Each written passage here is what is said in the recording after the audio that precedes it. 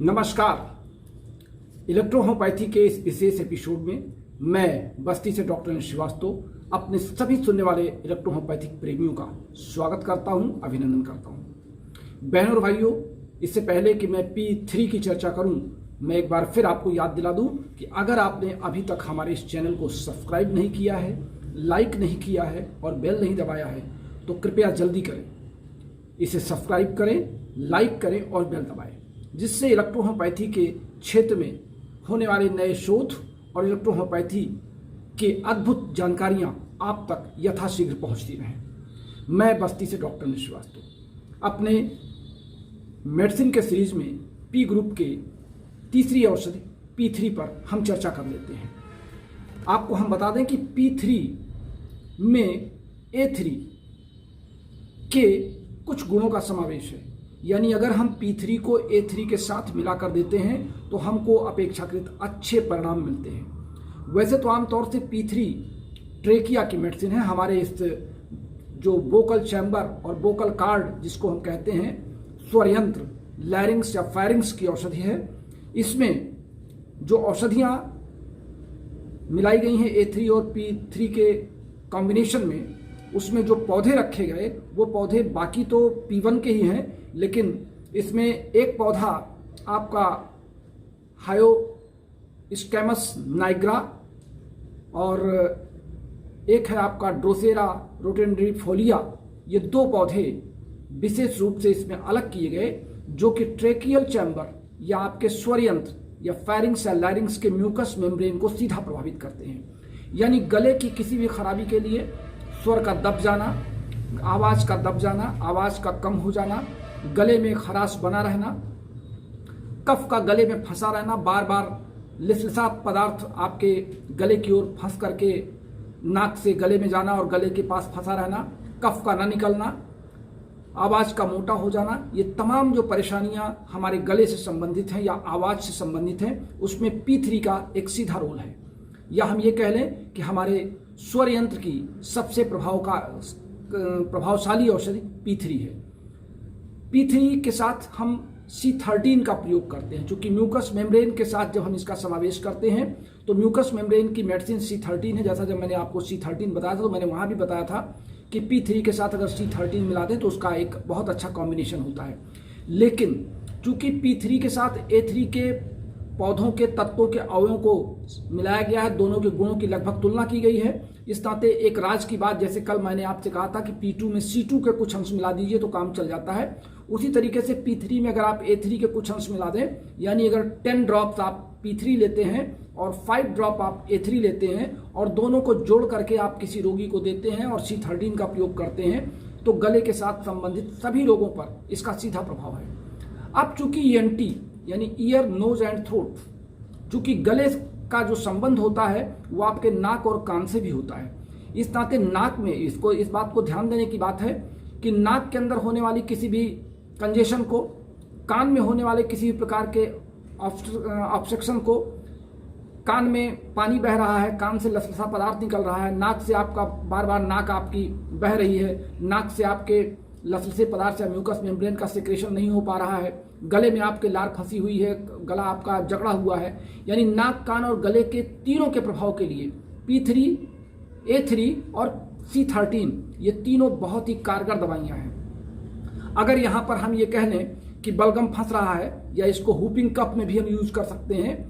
और difficult expectoration जहाँ पर हो, जिसको हम कहते हैं कि बलगम के निकलने पे कठिनाई हो रही हो वहाँ पे, या दमे में ब्रोंकियल अस्थमा जिसको आप कहते हैं, वहाँ पर अगर दिक्कत आ रही तो ब्रोंकियल अस्थमा में भी हम P3 का प्रयोग करते हैं।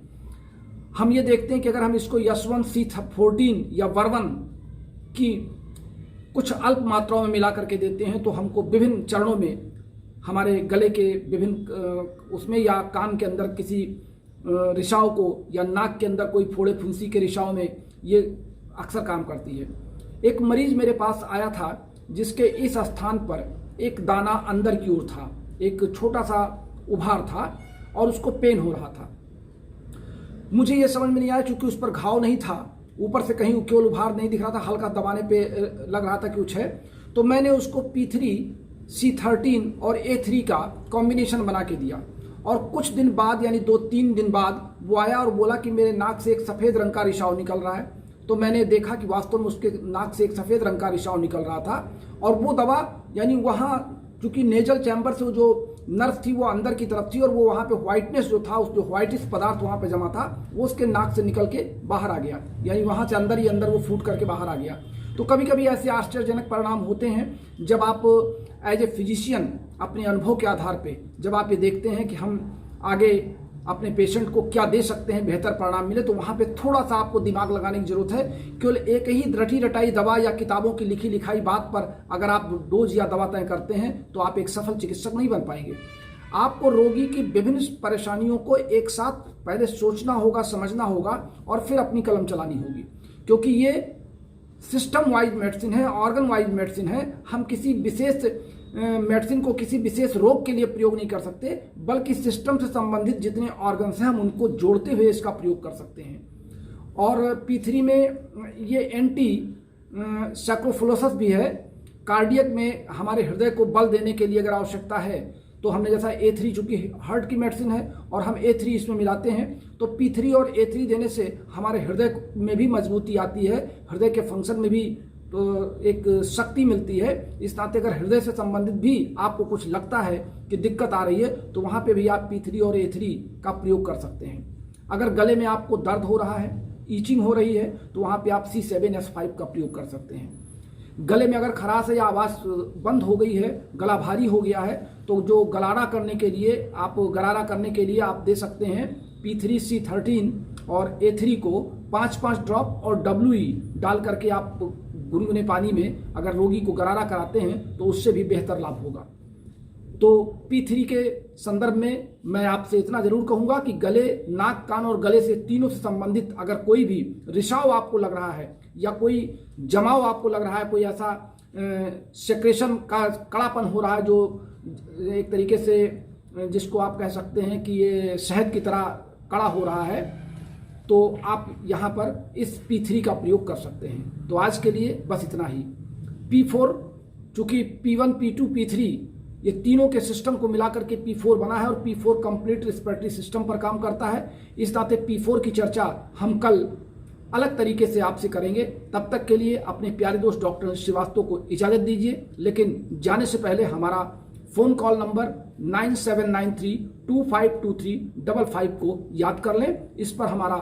फ़ोन कॉल भी कर सकते हैं, अपने रोगी से हमारा वीडियो कॉल भी करा सकते हैं, व्हाट्सएप पर मैसेज भी दे सकते हैं। हमारे बहुत से साथी हमारे आने वाली प्रैक्टिस ऑफ मेडिसिन की बात कर रहे हैं। दोस्तों, मैं आपसे बार बार कह रहा हूं कि प्रैक्टिस ऑफ मेडिसिन अभी अंडर राइटिंग है, उसकी एडवांस बुकिंग चल रही है और जिन साथियों ने एडवांस बुकिंग की है उनको पुस्तक देने के लिए मैं बाध्य हूं। इस बार मैं पुस्तक अधिक नहीं इसलिए छपवाऊंगा कि पुस्तक को रख करके घर में लाइब्रेरी बनाना ठीक नहीं है। जिन साथियों की एडवांस बुकिंग हो रही है उनकी संख्या, उनको कोड मिल रहा है, उस कोड को आप नोट करके अपनी डायरी में रख लें। जब हमारी पुस्तक जनवरी और फरवरी के महीने में तैयार हो जाएगी तो मैं आपसे आपका कोड मांगूंगा और उस कोड के माध्यम से आपकी बुक आपके घर तक भेजी जाएगी। हैंडबुक ऑफ इलेक्ट्रोहोम्योपैथी आप सबके पास बहुत तेजी से जा रही है, अभी भी आपकी डिमांड जारी है और लगातार हैंडबुक ऑफ इलेक्ट्रोहोम्योपैथी जा रही है। जिन साथियों को हमारी प्रैक्टिस ऑफ मेडिसिन की एडवांस बुकिंग करना है या हैंडबुक ऑफ इलेक्ट्रोहोम्योपैथी को खरीदना है वो हमारे फ़ोन पे नंबर 9450563748 का प्रयोग कर सकते हैं या हमारे SBI के अकाउंट 30449839 क्षमा कीजिए 30449839 ये हमारा SBI का नंबर है। इसको आप IFC कोड यहाँ का है SBIN 0002533।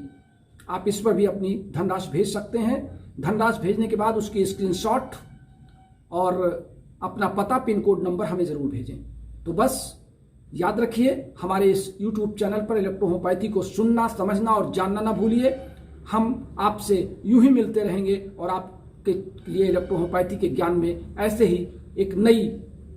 श्रृंखला के एक एक कड़ी में हम आपसे मिलते रहेंगे। तब बस नमस्कार।